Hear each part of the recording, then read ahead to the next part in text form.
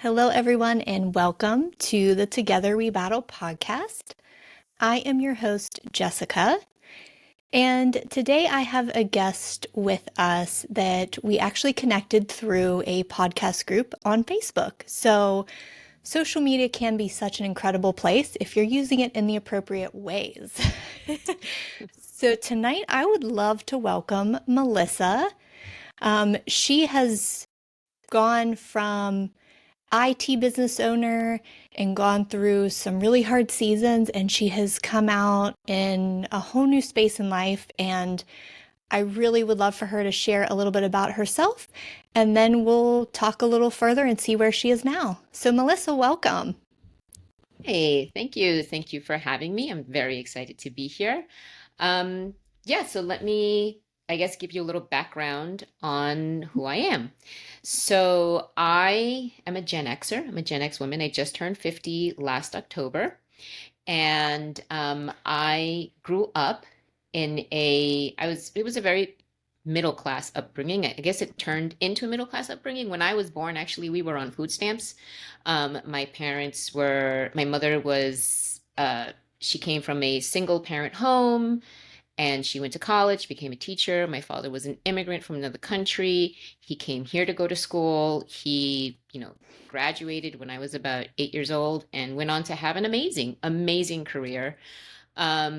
He did a lot for the Department of Defense, but he didn't really like what he did. And that taught me, without saying anything, that taught me a lot about being in alignment or following your joy, which is ultimately what I did. So when I was growing up, it was, us Gen Xers were hammered that boomer idea. You go to college, you get a degree, you find a job, you stay there until you collect your pension, you retire, and there really was no end to that story. There was just you just sort of disappeared somehow. You became a grandparent, and then there was no more to your story. Mhm. But I saw how miserable my father was in his job. Like, he did not like what he did. He was a mechanical engineer. He didn't do that for long because they moved him in other managerial positions. He was really good at it because he's just the type of person where if you give him something to do, he'll get really good at it and he'll do it really well. And he was excellent at what he did. But I never stopped hearing about how much he didn't like what he did. Later on in life, I learned that he actually wanted to be an astrophysicist. So I kind of internalized that more than I did, go to school, get a career, da, da, da. Um, I went to college, found out kind of abruptly that my parents had no intention of paying for my college, but they forgot to tell me about it until the bill came. So, yes, Oh, no. yes, Oh, that's yes. not quite what you want to deal with. Exactly. So now thankfully though I did go to CUNY, which is the City University of New York. Is not at all expensive, but I was 17 years old and now I had $900 to pay in 1991. Where? How? So that Talk led me about to becoming resilient really fast. Yeah, yeah. That led me to, so I had to, find a job to pay for school, and I did not qualify for any student loans, so I had to take personal loans. It became this other route. And then through these jobs, I actually got a job, what I thought was customer service, but I learned it was a computer manufacturing company here on Fifth Avenue, right across the street from the Empire State Building. And that's where I learned about computers and about how to build computers and the ins and outs of computers. And holy cow, that just ignited something in me. I was going to school, I thought I was going to be a psychologist. I learned about computers and it just went poof. I just was on fire. I needed to know everything I could get my hands on about computers. And I was just belligerent to the people that worked in the putting the computers together. I was always there. And what does that do? And what does that do? And how do you put those things together? I was a pest. But I needed to learn everything. And then that's when then I learned about networking. computer networking, and I had to know more about that. In time, I was like, there's no reason for me to finish college. There's no reason for Mhm. me to get a degree because I'm doing this. And in 1990, it was 1994, 94, 90, no, 95, the colleges were not giving these courses because they just were not keeping up with the industry. So I Mhm. went the certification route. And when I talk about things happened in those days that I have words for now, I didn't realize what was happening. What was happening was I was following my passion. I was ardently lit up. I lived, I breathed for this, and doors were opening for me left and right. I wanted to take this certain certification. It was an opportunity, but it cost also like $900. I don't know why $900 was following me around, but anyway, it cost like $900, and I didn't have the money for it. And I asked somebody who I was dating at the time if I could borrow the money. They did not lend me the money. I was bummed, but I kept on going. And then another certification opened up, which was a Microsoft certification.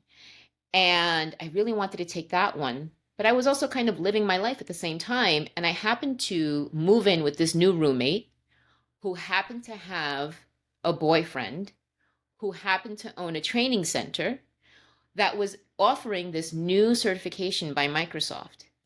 And he was looking to fill the room with people, and if he could fill it with pretty girls he could get more men to join the course. So he gave me this, now it was over $1,000, like $1,200 course for free, and all I had to do was show Wow. up. And so Wow. that's today, that's, and I have the word for that, it's called a synchronicity, major synchronicity, right? This Mhm. was not something I Yep. could have planned for, I could have looked for. These were things that just came, doors were opening left and right. And so I Mhm. followed that course, and I became a Microsoft certified systems engineer. I was always the only woman in the IT staff, and I was climbing and climbing. I got married. We opened a business together, and we had an IT business for 17 years. In those 17 years, I had 4 kids.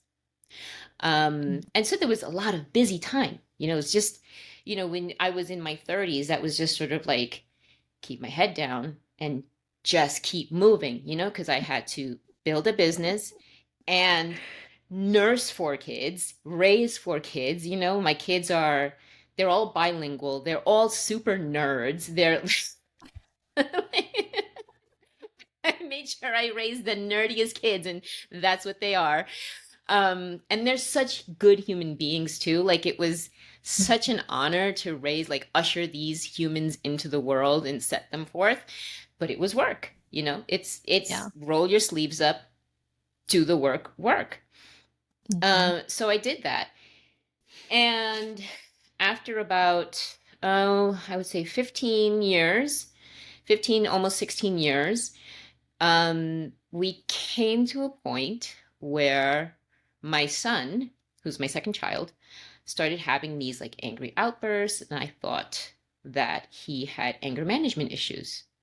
And so, I'd sent him to a therapist. Therapist worked with him after a number of sessions. Therapist said, "Oh, I don't think that we have to continue. I think that he's on a right path now." I said, "Fine, no problem." My son said he thought he was better. Okay. A little few months more go by, things start to get a little strange. I start to reach out to his school. Something is different with my son. Is something going on in school that I don't know about at home? No, everything is fine. We talk to him. He just says it's school pressure, academics. I said, okay, which is strange because my son is literally brilliant. Um, and then he told me one day that he had made an attempt on his life, tried to hang himself in his room in our Mhm. house. And I did not know where to start, right? Because I don't have in my immediate family or any extended family any history of mental illness. Like, it just did not exist. Um, so we called the suicide hotline, and they were the most unhelpful people. The yeah, the response I got was, well, call your insurance company. That What are was, they going to yeah, do for me? exactly. Yeah, and the the biggest hurdle was that my son was an adolescent, and Mhm. getting adolescent psychiatric care, I soon found out, was just a monumental task. He went to, that was like on a Saturday or Sunday. He went to school on a Monday. The school found out through his girlfriend what happened. He was sent to the hospital. That's the law here in New York City. He was sent to the hospital. I took him to the hospital. My son, like I said, very smart. He understood what he needed to say. He was there 3 days. He said what he needed to say, filled out the papers the way he needed to fill out. Yes, I have a safety plan. Yes, this is, I understand. These are just thoughts, da da da. They let him out. That same day, he made another attempt because he was just not ready, willing yet. And they Mhm. weren't treating him. They didn't realize how smart he was. They didn't realize what they were dealing with. Mhm. So he had to go back in. And he was there for a number of weeks. And none of the medications that they were giving him were working. And I mean, this kicked off a year and a half. Not to mention, by the way, while he was there, because he had made an attempt while I was gone. Anyway, while he was there, a doctor or a nurse that I'd never met, never spoken to, never laid eyes on in my life had made the charge that I was keeping my son from taking medicines. He had not been prescribed one thing yet. And she had made a false claim that I was not allowing him to take medicines or not giving him his medicines. I said, "What are you talking about? He hasn't been prescribed anything." Well, I'm just seeing that he's not taking his medication. He doesn't have medication to take. Well, I had to report it, so I reported it. That was 6 months of child welfare. Coming to my home, checking my refrigerator, going to my daughter's schools and talking to their teachers, sitting in on all the meetings that I had with his doctors at the hospital, was added stress. Yeah, Added, I can imagine. right. Hmm. And so and it was a year and a half of him being in his darkest moments, and me just trying to shower him with everything I had. I would go to the gym with him, and he was just, I give him credit in that he got up and he went with me, Mhm. but you could sense the blackness with which he was walking. And I'm trying to sing and talk to him and be cheery, and it's all just going into the void Mhm. because the depression is just convincing him that there is nothing worth his existence Yeah. and he is not worth existing. So it was a lot of work, Wow. and we went through this it was a family therapy thing through NYU. After we left Bellevue, it was sort of like the next step. And we went through that, and it was like an 8-week program, 12-week. It was a long program. We were there weekly, sometimes twice a week. And from when he started through the therapies, because he had multiple appointments with doctors, went from when he started to the end, there was a distinct difference in addition to Mhm. the medication that he was taking. At our last meeting that we attended, because it's sort of like a rolling registration, at our last meeting, I saw a mom there whose son looked exactly like my son. The same darkness, just enveloped in the same void, like this sitting. And I could see her as us who were leaving the program were saying our departing words. She was looking for someone to tell her it was going to be okay. Yeah, I could see Mhm. her anticipating with everyone, just please, just please. And it wasn't something that the doctors who were running the program were going to say for liability reasons. Mhm. But I knew it was something that I could give her. Because one of the things, regardless of anything that we've ever been through, regardless of what I've been through, I mean, I didn't mention that as I was growing up, I also was raised in a physically abusive home, which was not fun. So, I mean, I've had to have strength and resilience from the word Mhm. go, Yeah. from the word go.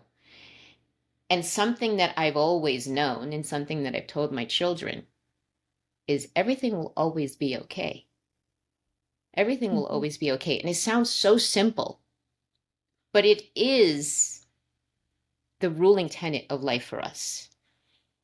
Yeah. And in that, I remembered that when I was going through this and when things were sort of touch and go, like I honestly, there were times I did not know whether my family would come out of this in the same configuration. Mhm. And so I had to go to places in my mind and in my soul, to the darkest places, knowing that if we as a family ever got there together, I needed to already know the terrain so that I could guide them through it and Yeah. lead them to a place where I knew that we were going to have an appetite for joy again. Because I Mhm. know that that's the way it is. Everything that Mhm. happens in life, we will always be okay. So I'm looking at this mother, and she is just, you could see that her heart is palpitating. She's waiting for someone to let her know that it's going to be okay. And that's what I did. I said, thank you Mhm. very much for the program. It was eye-opening for us. We got through it. And I looked at her and I said, and your son's going to be okay. It's going to be okay. And she just melted. Yeah. All that stress, just someone told her what she needed to hear. And it Yes. was the basic truth of life. Mhm. And she Someone looked that at me, that was really from her perspective as a someone who mother knew, figure, and someone that had been someone, through it. Yeah. someone who knew, absolutely. Um, and so she looked at me and she mouthed, thank you. And it was that moment. I still had the IT business, although the IT business, because of all the focus and attention and energy that we had been pouring into our son, was sort of kind of fading away a little bit. Um, but that was the moment that something in me was like, this is what you need to do. You need to Mhm. help mothers. You need to help women find their strength, find their footing. Because in essence, that's what it is. She was looking for hope, but that hope was to bring her the courage to find that peace so that she can step into her strength, Yeah. step into her power, so that she can help lead her son. Mhm. That's what it is. So that was that first glimmer, that first seed that was planted in me. I didn't know how I was going to do it. I didn't know anything about how. I just knew that that's exactly what I wanted to do. Mhm. And so time went on. My son, I am glad to announce or to report that my son today, he's 22 years old. He is off the medication. He has been declared in remission, which is not something I did not know. Again, I don't have a history or a background in mental health, but you can go into remission for depression. He is in remission.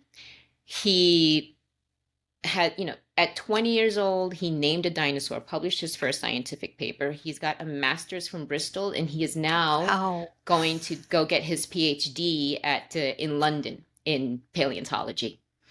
So, Wow. yeah. Yay. Yay. Yes, That's yes. awesome. And paleontology has been his joy since the first time I took him to the Museum of Natural History. And as with all my children, I have taught them to follow their joy. Just follow Mhm. your joy. And that's what they did. And Yeah. that following of his joy has led him through the darkest times. When he was at his darkest, he was still always studying dinosaurs. Mhm. And when he was looking for ways to reach joy, he taught himself how to play the guitar. And through the guitar, just playing the guitar, he finds immense, all the emotions flow out of there. He finds his joy in there. And joy doesn't always have to be jumping around and excitement. Joy can also be quiet contemplation and Yeah. just enjoying peaceful enjoyment. And that's what he does. And he's learned different ways to follow his joys. So I'm Yeah. very, very glad for his own efforts in seeking his way and working his way through this. And I am knocking on wood for my own ability to have the strength to lead him through this and have this innate wisdom that somehow snapped into me when I was young about finding your joy, following your joy relentlessly. Yes. So that's the story of That's my son. amazing. That truly that is amazing. And I can just tell from talking to you for a very short time today that you definitely carry a joy with you for just confidence and happiness in life, and you just carry a grace, I can tell. So it is coming through, just so you know. Well, thank you. Thank you. Yeah, so life goes on, and after, so I've been married to my husband, who will soon be my ex-husband, and after 25 years, he asked me for a divorce. We've had ups and downs, and so the downs have led to a divorce after 25 years. And I will say that I did spend a day and a half really mourning Mhm. the relationship that was and the future that could have been, Mhm. may have been. And then I turned around and I faced life with curiosity, because now that Mhm. is not happening. Okay, but what is possible now? Yeah. Who am I now? I am no longer that person who is tied to another. I am free. I am now an individual, a sole individual. And while I was always whole, I did have another person to consider and another person to ride on this journey with. But now it's me. And who do I get to be now? How do I explore who this person is on my own? And what new paths are open to me?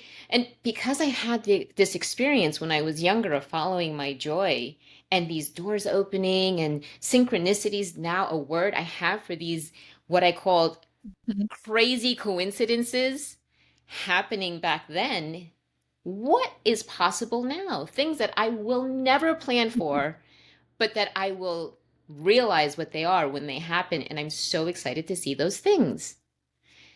And so Yes. now that's where I am. I'm sort of in the place where I'm discovering that, finding that, learning those things, and blazing this new path.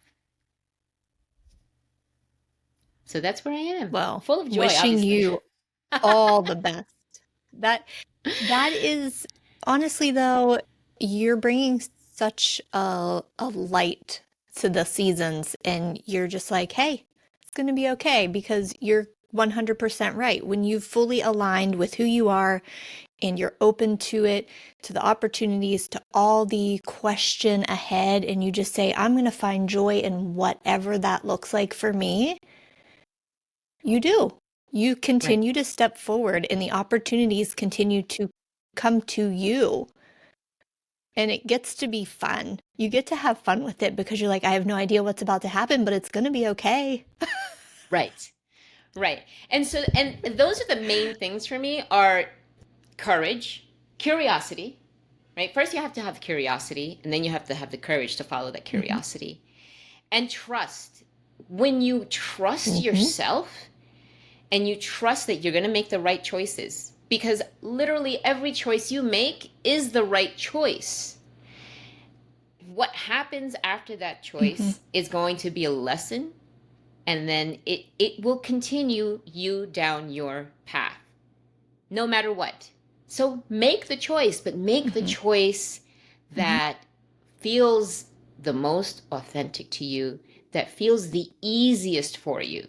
Because if Mm-hmm. it feels like something that I don't know if I Yep. want to do that, then don't do it. Just don't. Don't even don't even entertain it. But if it's something Yep. that's like if it feels a little difficult in that I really want to do that, but I'm not sure I can, just push past your comfort zone if you really want to do it and do it. Just Mm-hmm. do it. Make the choice to Yep. do it. Just do it. You're going to learn something. Yep. You're going to learn Y- something about yourself. You're going to learn something about Yeah. the world. First and foremost, trust yourself. Trust the universe. Every choice the universe is Mm-hmm. giving you is for you. If you don't have the choice, it's because it's not for you. If you Yeah. have the choice, make the choice, either one, and it's going to be the right choice for you. And that's going to give Yep. you your strength.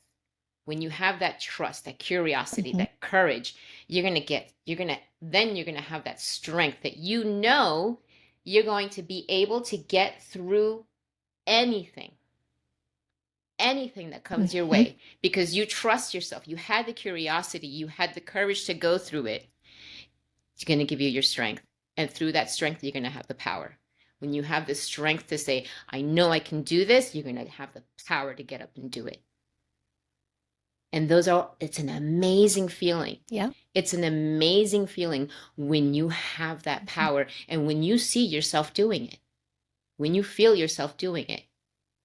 That's an amazing feeling. And I want every human being, I want every human being to have that. Yep. I agree. That's so true. That's really how I feel about doing these podcasts.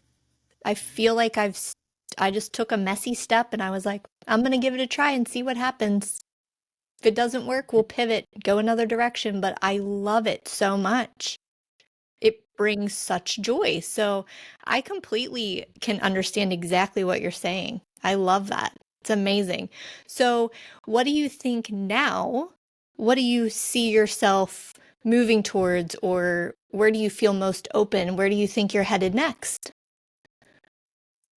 So remember that woman, that mother. I keep her in mind, right? I want to Hmm. help more women have that sense of, okay, it's going to be okay. But not just there. I don't just want it to be there. Like I mentioned, throughout my life, I have always had um, just strength. I don't know where it came from. I think I just got here with it, which is kind of handy considering some of the things I went through in my life.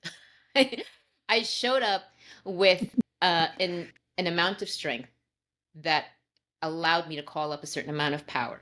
I've showed up with curiosity, for sure. I showed up with courage, absolutely. And now what I want to do is I want to help women tap into that. I want to help women get Hmm. the clarity of where it is, because sometimes people, they may feel a little unsure, they don't know where. Is it your curiosity, your courage, Hmm. your strength, your power? Are you having a difficulty accessing joy? I want to help you get there because, like I said, I want everybody to feel that absolute joy that comes from having the strength and the power and the curiosity and the courage. And joy isn't always giddy like I am at the moment. But joy is always accessible. Joy is always accessible. Hmm. Sometimes, and the important thing to remember is sometimes we don't have an appetite for it. Sometimes things are really, really difficult and we don't have an appetite for it. And that's completely okay. As long as we remember and have that Hmm. understanding that it is always accessible for us when we do want it. So that is where I see Hmm. myself doing now. So I do have a program where I teach women 12 weeks how to go from a place of uncertainty, from not knowing, not really having that strength, maybe not being able to access joy, to having those tools to really be in touch with themselves, have the courage, the curiosity, the trust, the strength, the power to always access their joy. That is awesome. I love that. And can you tell everyone where they can find you? A website, your social media, and then of course I will absolutely list all of that in the show notes when I put it out for everyone and it goes live. So the best place to find me right now is on Instagram, and it's at Melissa Minchala. It's just my name. And there in the link, there is, if you want to have a chat with me and see if there is some way that I can help you find your clarity and your confidence, there is a link there to where I will do a clarity and confidence assessment and see where you're at and see if there's somehow that I can help you. That's wonderful. I love that too because I mean, I feel like I'm 43 and essentially I worked in a career for 15 years and at 40 I was like, all right, I'm going to change. What am I going to do next? So it's so nice to have somebody that can help guide you through that because I talk to people my age all the time and they're like, I'm tired of my day job. I really want to do something different. How did you make the move? What did you do? So it's so nice to know there's somebody out there that can truly sit down with them and meet them where they are and say, okay, where are you now and where do you want to be? And like, let's put a plan together specifically for you to get there. That's so powerful. Right. Not only get there, but get there fully trusting yourself. And that just the way that you show up to something makes a huge difference. It makes a huge difference. Yeah. Absolutely. Absolutely. Oh, that is so wonderful.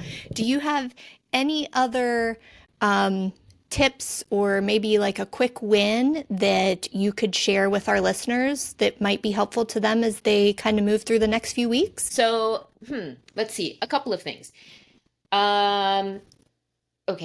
And so this is something that is an interesting concept. In order to sort of really be aligned, so it's mind, body, spirit, we all know are connected, right? It's our Holy Trinity, mind, body, spirit.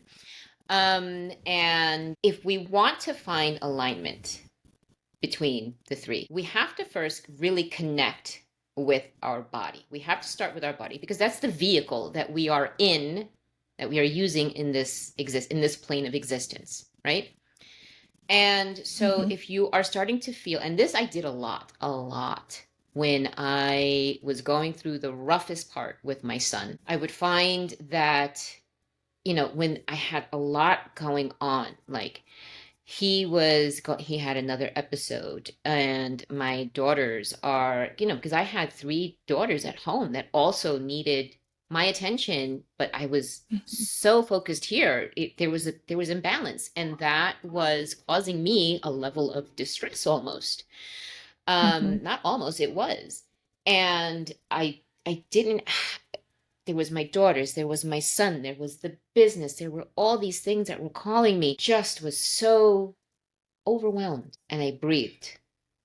The importance of breathing, the importance of centering yourself cannot be overstated. So if you are finding yourself in a position where you feel completely disconnected in mind, body, and spirit, just take a moment, sit down quietly. Or I used to do it when I was walking on my way to the hospital. But just find a time when it's just you and your thoughts. Don't listen to anything, just you and your thoughts. And breathe. And as you are breathing, and you can do box breathing where it's 6 in, 4 out, 6 in, 4 out, where you are really breathing with intention and connecting to your body. And be still and just allow yourself to really connect and feel your body and listen to your spirit. And that sort of recentering, realignment a little bit, it will really change how you're thinking, how you're moving, and give you a level of clarity that you did not have Yeah. before. Yeah. So, You are so right. And it's interesting because as much as breathing happens naturally for us, we forget. right, But it's those moments when you need to really pull it in and center and become very present for yourself and you focus on your breathing. I mean, it really can pull you right where you need to be very quickly. right. Well, I mean, there's a difference between intentional and unintentional, right? We breathe because we Hmm. have to. Yep. Yeah, exactly. But when we are intentionally doing it for other reasons and it for the reason or the purpose of recentering ourselves, Yes. then it becomes powerful. It becomes Yes. powerful. Yes. Totally agree. Oh, it has been such a pleasure to talk with you today. I'm just so happy to hear your story and to see the joy in your face and I know my listeners aren't going to hear that or see that, but you have such a joy to you and such a light, and it is so appreciated. Thank you for everything you're putting out into the world. It is going to help so many people. And I know my listeners are going to find such joy in listening to this and then also finding you on Instagram and seeing what your program looks like. So thank you so much, Melissa. Thank you. Thank you so much for having me, Jessica.